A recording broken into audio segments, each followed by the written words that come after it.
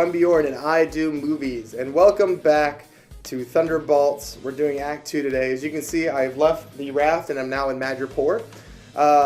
You might hear some comments and some people saying that I use a green screen, whatever that is. Why would I paint the screen green? Why would I do that? Am I Irish? What is this?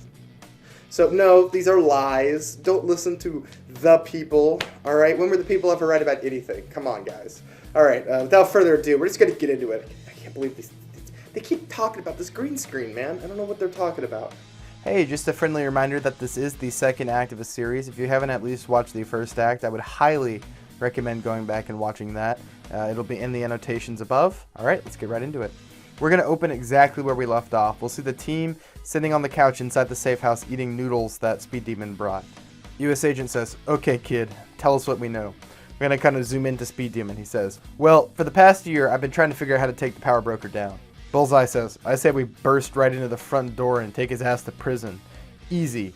Zemo sarcastically says, "Won't work." Speed Demon says, "Yeah, the guy wearing the American flag is right. Cool costume, by the way. You could try brute force, but the problem is the power broker has too many friends in Madripoor. You would barely make it through the front door before half the city came knocking. The whole power broker thing is really more of a hobby for him. His real money comes from drugs, guns, and gambling, as well as some human trafficking.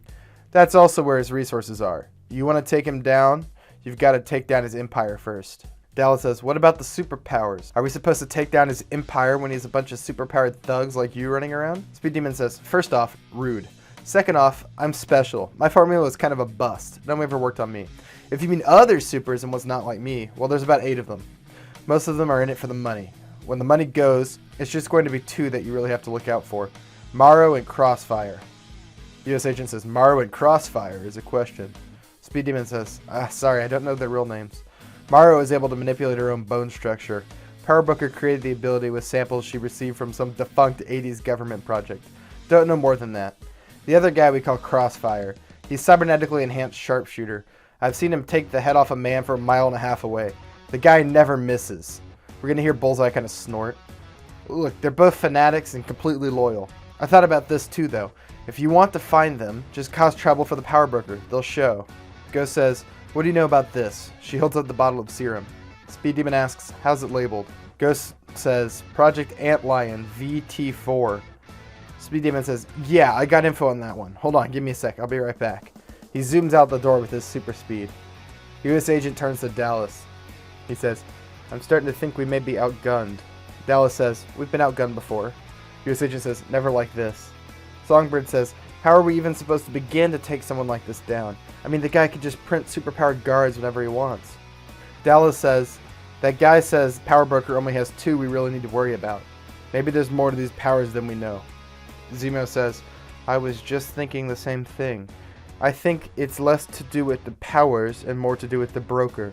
You can't stay in power if there's tons of people who can overthrow you running around outside of your control. Seems to me it would be too dangerous to give too many people powers." Speed Demon runs back through the door. He's got a crumpled piece of paper in his hand. He says, "So, last couple of months, I've been taking information from the Power Broker's computer files. This formula was reverse engineered from the blood of some super soldier in the U.S. It's the most common one the Power Broker sells of late." Speed Demon hands them the paper. U.S. Agent takes it and reads through it. He says, "It's me. He got this from my blood sample. That should be impossible."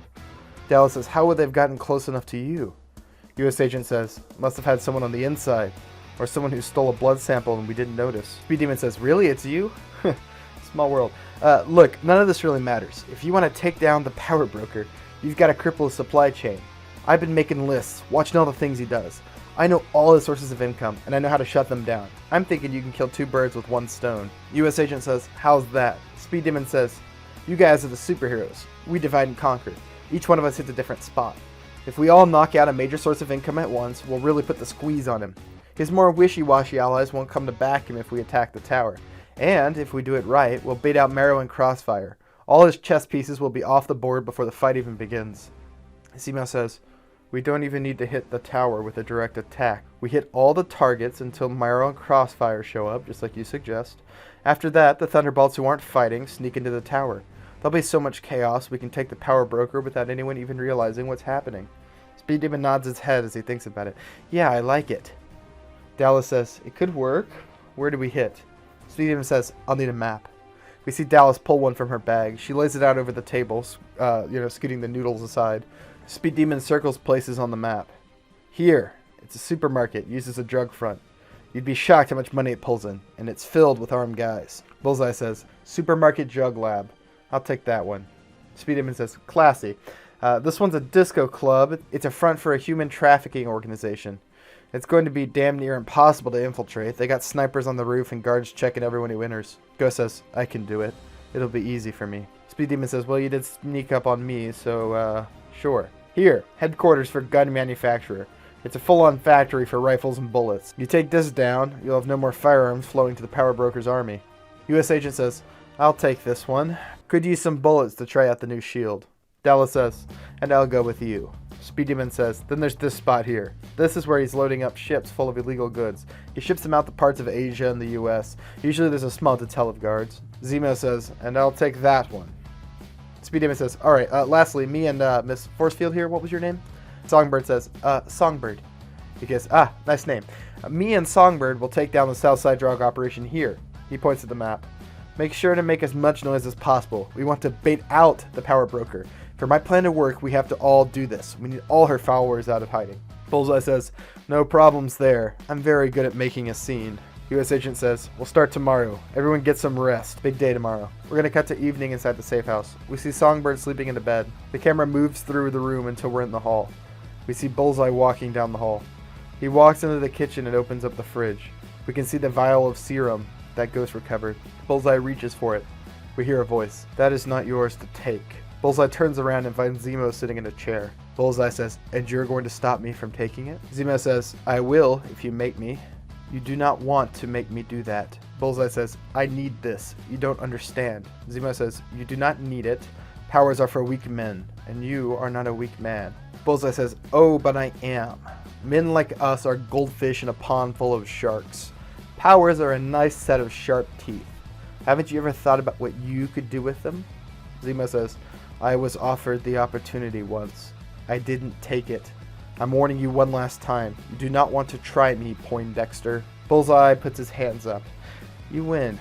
I'll just take it another time. We're going to cut to the morning.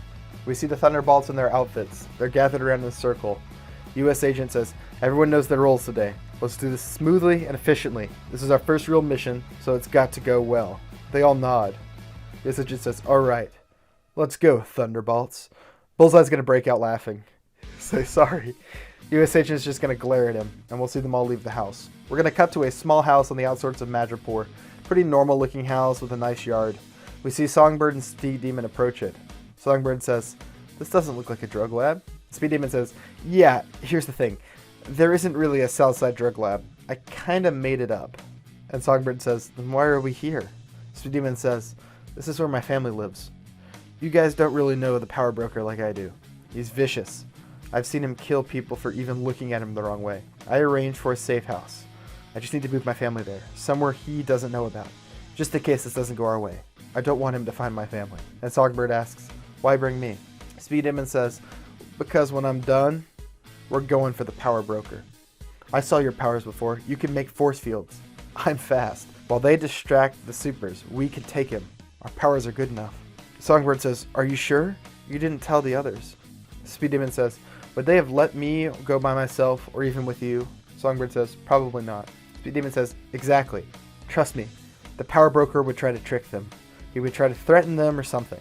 I know his tricks, and they won't work on me. I have to be the one to take him. Songbird says, you seem nice. All right, let's do it. He shakes her hand and says, follow me. They enter the house. As soon as the door opens, we see a little girl playing with Legos on the floor. She's around 8 or so, maybe 9. When she sees Speed Demon, she jumps up. She runs over and hugs him. She says, James! Speed Demon says, hi, Kiri, how you doing? And she says, good. I built a big tower, just like where you work. She points to a tower made of Legos. Speed Demon says, whoa, that's awesome. And she says, yeah. Songbird walks in and Kiri sees. She goes, oh, who is she? Is she your girlfriend? Speed Demon laughs and says, no, she's just a friend. Kiri says, she's wearing funny clothes. And Speed Demon says, that's because she's a superhero. Kiri goes, really? And Songbird goes, yeah, yes. Kiri says, well, what do you do? Songbird kind of looks awkwardly, then holds her hand out. A golden flower forms from light. She hands it to Kiri. Curie says, what did you make this out of? And Songbird says, light.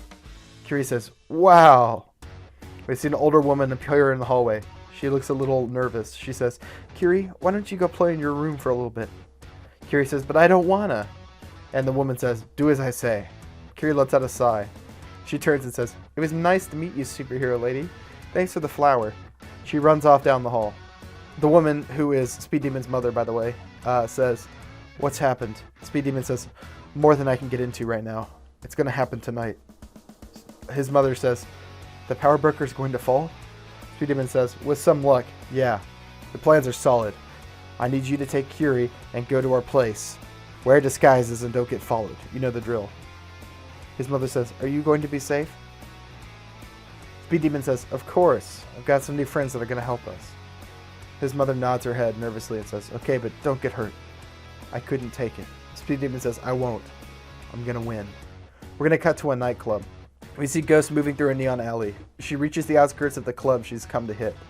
She phases past a set of snipers who miss her with their scopes and reaches the back of the club.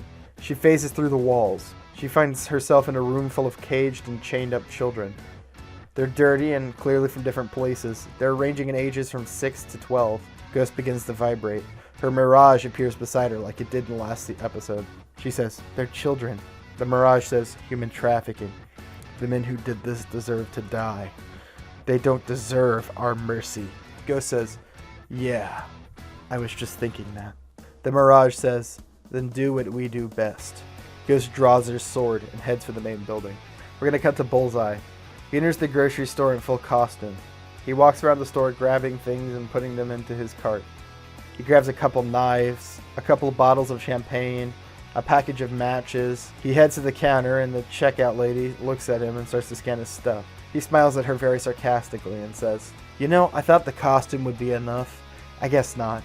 I'm going to need to speak to your manager. Tell them I'm here to shut down their little operation downstairs. He gestures down. The cashier's eyes go wide.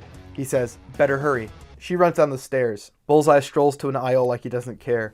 We can see the mirror reflecting the different corners of the store, like they have in gas stations and some grocery stores. He starts whistling Mozart's Sympathy No. 40 to himself, and then unpacks the package of knives he picked out. Through the mirror, we see men exiting the basement. They're tattooed and armed with guns. The song he's whistling turns into the score, so the Sympathy No. 40 starts playing. It's on the playlist. Bullseye tosses one of his knives up into the air and catches it on the end of the blade. He holds it up in position to throw. He waits for one of the armed men to turn the corner. He throws the knife straight into the man's chest. He quickly pulls out another knife and throws it against the wall. It bounces off and catches the man hiding around the corner, killing him. Bullseye moves to an aisle over. He lays flat in his chest and stares under the aisle shelves. A man runs into the aisle he was just at, looking for him. Bullseye sees his feet pass and throws a knife into the foot. We hear a scream. Bullseye laughs to himself, then picks himself up off the floor. He takes out his bottle of champagne and shakes it up a bunch. He moves around the corner and walks up to the man laying on the floor with a knife in his leg. He pops the cork of the champagne bottle right into the man's forehead, knocking him unconscious. Bullseye takes a gulp of the champagne before throwing the bottle at the man running around the corner. It explodes on contact with his face and knocks him out. Bullseye laughs again. One final man turns the corner and Bullseye bounces the knife off the floor and up into his chin. Obviously, this is a PG-13 movie, so we won't really see this in any detail, but just enough so that the audience can kind of get the idea of what's happened. Bullseye makes his way down the stairs. We're going to cut back to Ghost. She enters the main part of the club. It's a retro disco dance floor. Multicolored lights are shining all around the dance floor. Armed men are scattered around the room, drinking or looking around. They don't seem to notice her. We hear the song I Just Want to Celebrate by Rare Earth playing. Ghost stabs the first man in the back. The other guards see her and begin to shoot at her. Ghost phases until she reaches the second man. She slices his leg, sending him to one knee, then uses his body as a meat shield for the other bullets. Bullets slam into the body, but don't pass into her. She phases through the body and stabs a man right in front of it, killing him. She makes her way to the next guard, who pulls out a knife. She dodges his first attack before quickly killing him with sword strikes. The last man turns and pulls a gun. He looks for her, but she's vanished. He looks from side to side while breathing heavily, but she isn't there. Ghost appears behind him and stabs him through the back. Her mirage appears to her. They're more below you. Ghost says, I know. She phases through the floor and lands on top of a guard. She stabs down, killing him. She looks up and sees her mirage again. Look at that. You're getting your groove back. Just like the killing machine you used to be. And there's one behind you. Ghost turns around and slides across the floor, barely avoiding gunfire. She cuts the man's leg off before stabbing him. Again, PG-13, so we'll only kind of hear the sound effects and not see it. You know the drill. She finds only one more person sitting in the room. It's a man in a nice suit. He sits at a desk. He's shaking. He sort of raises his hands and says, "We could talk this out." Ghost phases forward and kills him. She makes her way back up the stairs, and we see her set the kids free. She tells them to wait here until she comes back. I'm going to kind of breeze over this, but assume there'd be some dialogue and some scenes of Ghost being with the children, you know, kind of being a superhero, so to say. We're going to cut to U.S. Agent. He and Dallas enter the gun manufacturer. We see armed men and workers. Guns are being built at stations. Almost immediately, men spot them. U.S. Agent throws his shield, nailing a guy. It bounces off the wall and comes back to him. 2 guards open fire at them. U.S. Agent ducks behind his shield and props it up so it protects both him and Dallas. Dallas pops up and shoots one of the men, and the other one has to reload. U.S. Agent runs forward and jumps up onto the railing. He hits him with his shield, sending the man flying into the wall. 5 more guards step out. U.S. Agent says, "More than I expected. I'm going to get to try my shield a lot." He runs from cover, using his shield to block bullets. He reaches one of the armed men and uppercuts him with the shield. The camera moves past him as he begins to mow through thugs. We see one of the guards turn and run back into the room. He turns on a radio. He says, "We're under assault. We need help." A crackly voice comes over the radio. The power broker knows. Help is on the way. We're going to cut back just in time to see U.S. Agent throw a man over the railing with his shield. A man with a knife slips out from the doorway behind him. Just as he's about to stab U.S. Agent, Dallas puts a bullet in him. The last guard tries to run. U.S. Agent throws his shield, nailing him in the back and sending him to the floor. His shield bounces back to him and he catches it. "This is easier than I remember it in Afghanistan." Dallas says, "You weren't a superhuman back then." U.S. Agent kind of laughs and says, "Yeah, I guess you're right." Suddenly we hear footsteps echoing in the room. A woman enters the warehouse. U.S. Agent and Dallas turn to look at her. As the woman walks, sharp bones begin to form armor around her arms. Pillars of bones form a sharpened sword in her left hand. Morrow says, "I hear you've decided to mess with our operation. You're going to regret that." U.S. Agent taps his earpiece. "I've got Morrow." We hear Bullseye say, "Yeah, I think I've got Crossfire." We're going to cut back to him and see him in the grocery store. There's gunfire riddling the walls around him, and he's pinned in behind a shelf. Speed Demon clicks in and says, "Perfect. I'll take the power broker. You guys just hold off the big hitters." U.S. Agent says, "Yeah, working on that now." He walks up to meet Morrow. Says, "Don't suppose you're willing to surrender." Morrow shakes her head. She says, "I don't suppose you're willing to surrender." U.S. Agent says, "No, I suppose I'm not. You know the guy you're working for is real bad news." Morrow says, "He's the only one in the world who ever gave me a chance. He's a good man, and I will not betray him." Dallas says, "Oh well." She cocks her gun. The 3 enter a standoff. We see U.S. Agent tightening the shield on his arm. More bone grows up Morrow's arms. U.S. Agent makes the first move. He rushes Morrow and hits her with his shield. It smashes against the bone in her arm, shattering a few pieces of it off. Morrow counters by trying to stab U.S. Agent with her bone sword. He catches the blade with his shield, snapping it in 2. Morrow bounces back and regrows the sword. In her other hand, a shield of bone forms. U.S. Agent says, "Great. Ghost, Zemo, I may need you for this one." We see Ghost is in the middle of stealing a motorcycle. She says, "I'm on the way." Dallas says, "Zemo." We didn't hear a reply. "Do you read us, Zemo?" We're going to cut to an earpiece on the table. We hear the calls for Zemo coming through it. We're going to cut to the Power Broker's tower. We see Speed Demon and Songbird approach the tower. The streets are bathed in different colors of neon. Speed Demon says, "Just stay behind me and don't say anything." They enter the tower. The security guard stops them and says, "Power Broker says no one's allowed up." Speed Demon says, "He called for me." Security guard says, "No, he didn't." Speed Demon kind of shrugs and says, "Well, I tried it nice." The security guard says, "What?" Speed Demon flies forward, punching him in the face. It sends him sprawling to the floor. Songbird notices and forms a fist from light and punches the second guard. Speed Demon bends over and picks up the guard's security badge. He uses it to open an elevator. They enter the elevator. He clicks a button and then scans the card again. He says, "This will get us pretty close. We're going to have to climb a few floors on foot. We're going to get her." Songbird says, "I hope so. By the way, your sister is cute. She seems like a good kid." Speed Demon says, "Yeah, I know. That's one of the reasons I wanted to stop the Power Broker. I want this place to be a city where they can be safe." Songbird says, "Honestly, I'm a bit jealous." And Speed Demon asks, "Why?" And Songbird says, "Well, I never had a family. I was one of those foster kids who never gets adopted, you know. I was a real delinquent, and most parents were really looking for one of those." Speed Demon says, Oh, I'm sorry, that can't be easy. You seem pretty good with kids. I could tell you Kiri loved that Rose. We grew up watching superheroes on TV. She'll be talking about you for weeks. Songbird says, well, I'm glad I could make her happy. The elevator dings open. They move into a lab. We see them move past test tubes and equipment. They move by the tank holding Quicksilver's body we saw in the first act. Speed Demon stops and looks at it. Songbird notices and says, who's he? Speed Demon says, they called him Quicksilver. He was an Avenger. Died saving people from Ultron. My powers came from him. Songbird says, oh. Speed Demon says, when this is done, I'm going to have him buried. He deserves a better rest than this. I know a shortcut this way. He leads her to a room made of cement with large glass windows. Each side is a door. A few mannequins are propped in the middle of the room. Songbird says, what is this? He says, power testing room. Speed Demon goes for the door on the other side and finds it locked. He pushes against the door, but it won't budge. He speeds to the other side and finds the other door is locked too. He says, oh shit.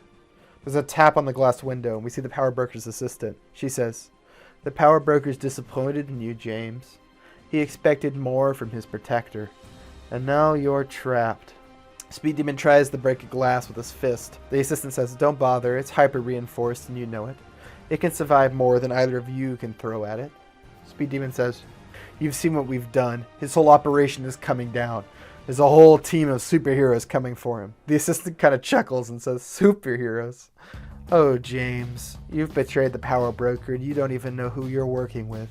I'd ask Miss Gold here about the Screaming Mimi if I were you. Just a suggestion. The power broker will come to deal with you two when your friends are dead. Until then, sit tight. She leaves them in the trap and walks off. We're going to cut to Bullseye. So we're going to drop in on Bullseye in medias res. I had a sequence at one point where he sort of encounters Crossfire for the first time, but I found it was kind of funnier to just jump in on him in the middle of chaos, and I think it is funnier. So we're going to see him running through the store as bullets land all around him. A fire is growing inside the convenience store and is about to catch up with him. He leaps through the glass window of the grocery store and rolls onto the street. A bullet hits him in his shoulder. He gets knocked down, winces, and gets back up. Blood leaks from his shoulder. We see Crossfire walk into view. He's in his comic book outfit and is holding a rifle. Bullseye says, nice onesie, as he groans in pain. Crossfire says, it's a uniform. Bullseye says, whatever, man. I'm gonna kill you now. Crossfire says, I looked you up, Poindexter. You have quite the record. I'm excited for this. It's been a while since I fought another marksman of such skill. Let me tell you, it kept me from just sniping you. Bullseye says, no, I don't think you're on my level. He throws a knife and Crossfire blocks it away with his gun barrel. Crossfire unloads more bullets at Bullseye. Bullseye dives behind a building, barely dodging the bullets. We see Crossfire reloading as he follows cautiously. He turns the corner and finds nothing but a dumpster. You can see a trail of blood leading right to it. Crossfire smiles. He says, hiding in a dumpster. I thought you were better than this, eh, Poindexter? He opens fire on the dumpster, riddling it with bullets. The camera slowly pans up and reveals that Bullseye is laying flat on the roof. He jumped on top of the trash can and onto the roof. We see Crossfire examine the trash can. He sees a bit of blood on the roof of the trash can, and he realizes. He turns up just as Bullseye drops down and kicks the gun from his hand. Bullseye and Crossfire both pull out knives at the same time. They start a fight. I'm going to just kind of breeze over this because it's, a standard knife action fight. It's pretty evenly matched on both sides. They each take some scratches. Bullseye scores a solid stab to Crossfire's gut. They separate and Crossfire goes for his sidearm. He pulls the pistol out and fires a bullet. Bullseye throws his knife. The knife catches the bullet midair, sending both spiraling away. Bullseye kicks the handgun out of Crossfire's hand. He tackles the man to the ground and begins to punch him over and over again. Bullseye stands up, then kicks Crossfire one last time. He spits on him and says, guess I'm better. We're going to cut to Zemo and finally see what he's been up to. We see Zemo enter the Power Broker Tower. He moves past all the guards Speed Demon and Songbird beat up. We see him take a card and go up the elevator, just like Speed Demon did. We see him pass the trap. Through the glass, he can see Speed Demon and Songbird. They spot him through the glass. Songbird cries out, Zemo, let us out! Zemo turns and looks at them. He says, no, you would only stop me. I'll come back for you when it's done. He turns to leave them. Songbird cries, come back! What are you doing? She bangs on the glass, but Zemo doesn't react. He moves on. Speed Demon says, why would he leave us? Songbird says, I don't know. An awkward silence falls over them. Speed Demon asks the question that's been on his mind. Who is screaming Mimi? Songbird says, me. He says, I thought you were Songbird. She says, I lied to you. He asks her what she means, and she says, I'm not a superhero.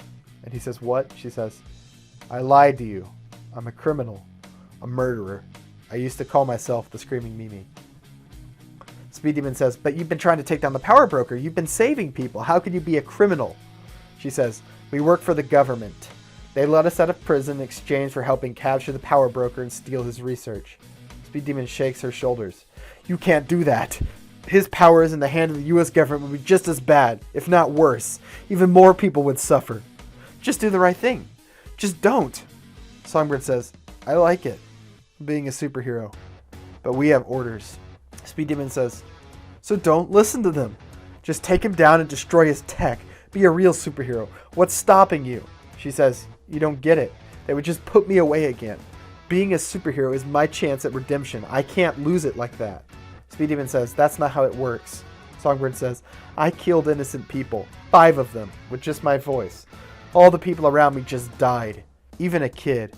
Could you imagine? When they came to me and told me they wanted me to pretend to be a superhero, I was excited.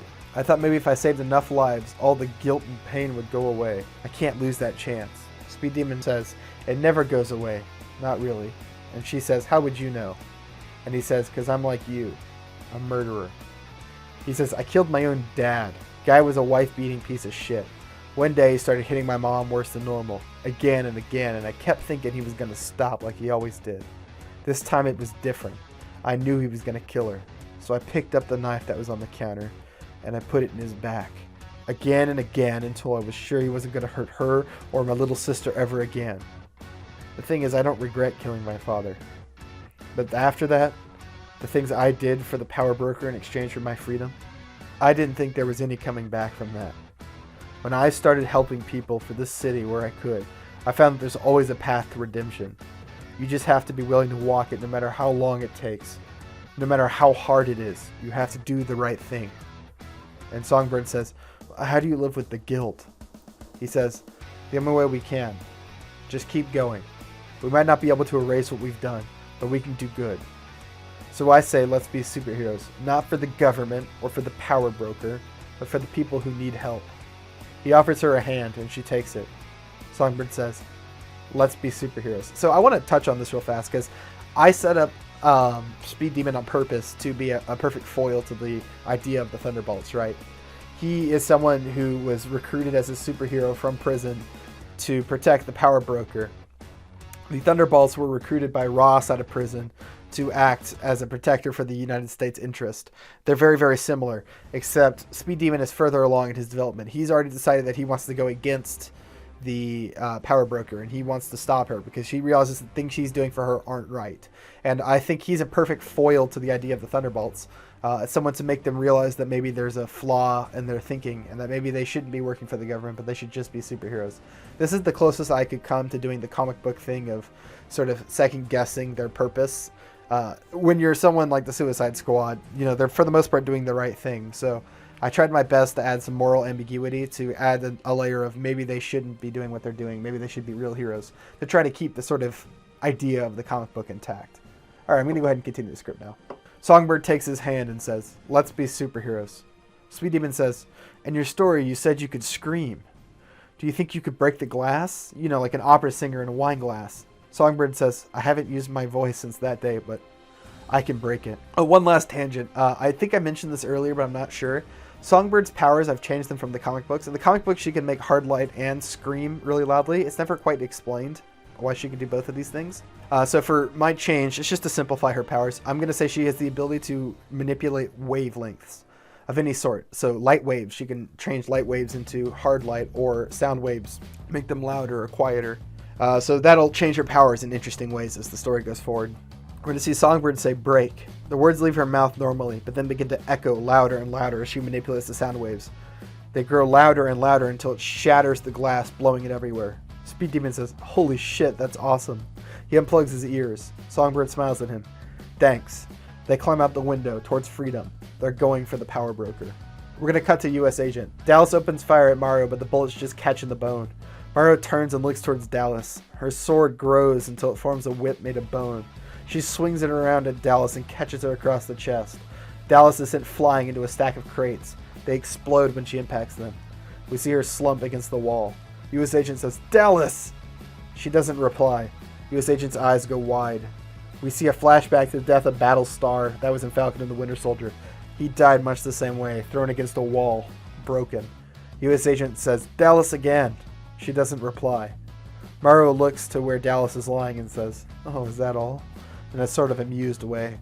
U.S. Agent turns and glares at her, then launches into a vicious attack. He hits her again and again. Her bone armor is quickly broken away. She tries to block it with her bone shield, but U.S. Agent shatters it. It sends shards into his face, cutting him, as well as her face. His face is twisted with rage and looks almost inhuman. He hits her hard, sending her to the floor.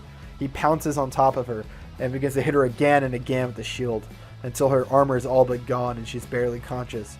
U.S. Agent lets out a guttural scream and lifts his sword high. The shot is replicated from Falcon and the Winter Soldier right before he kills the super soldier. Just as he's about to kill her, he stops. He lets the shield fall to his side.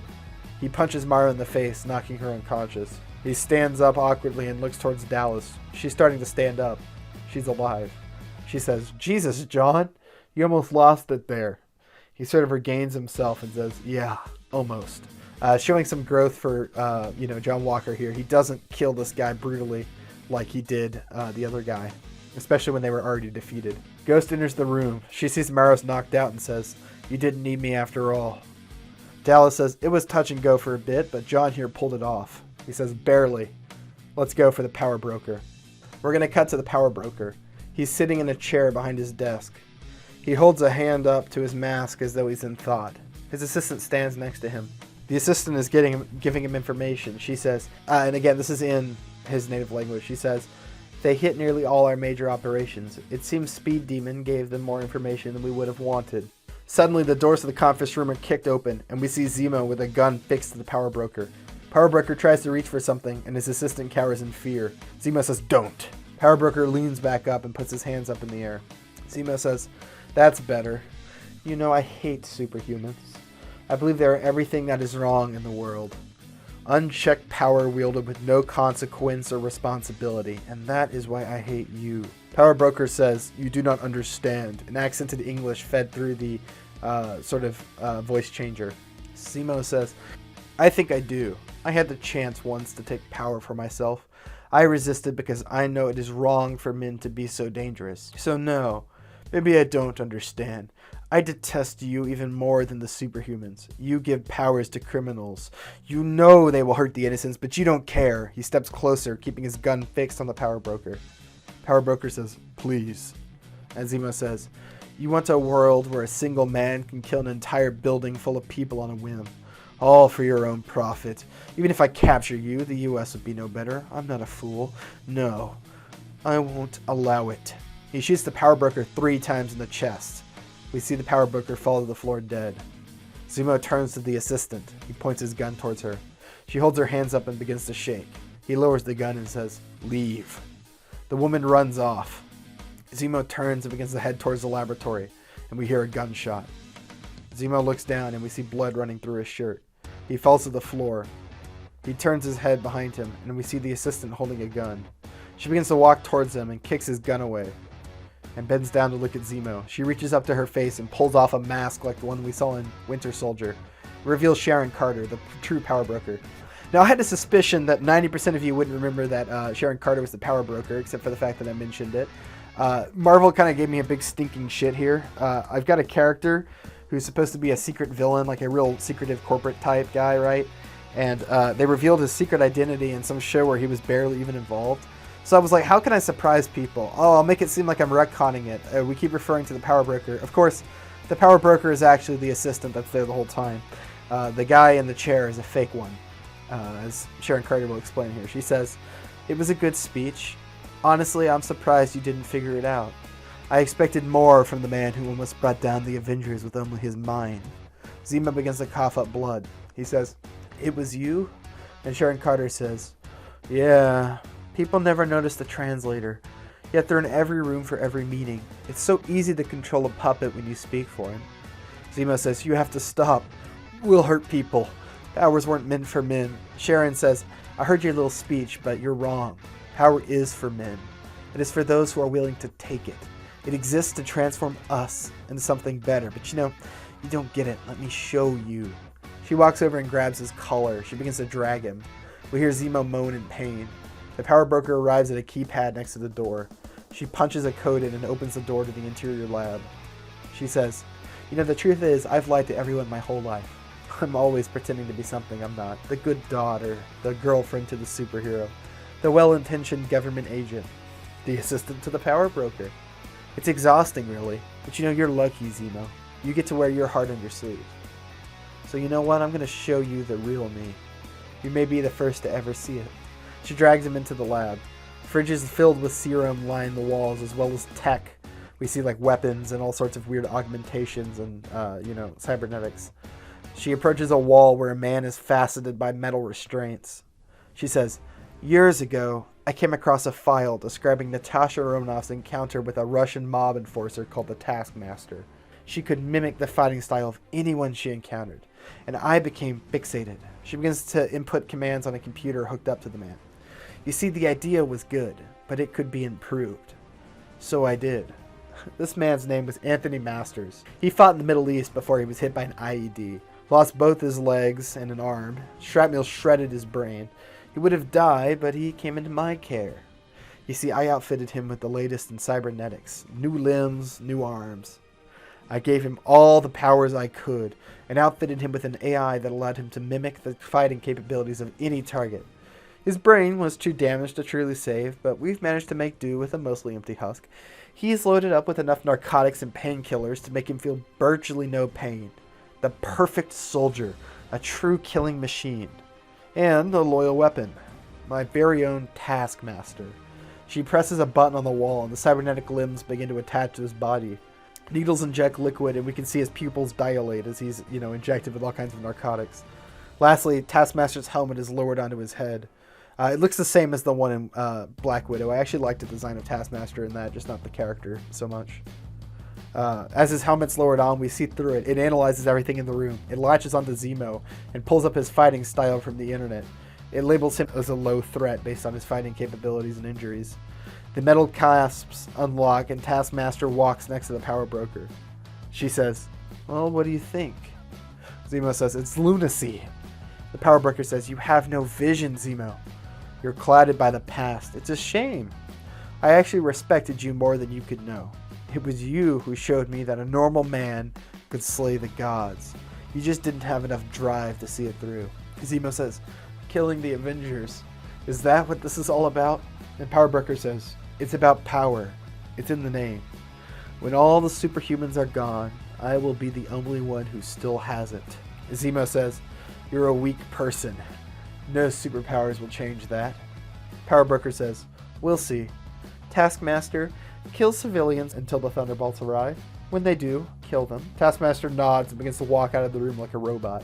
Power Broker says, oh, I nearly forgot. First, kill this man. She gestures to Zemo. Taskmaster turns to Zemo, and a bone grows from his right arm, just like Morrow. He stabs Zemo in the heart, twisting the blade to make sure he's killed.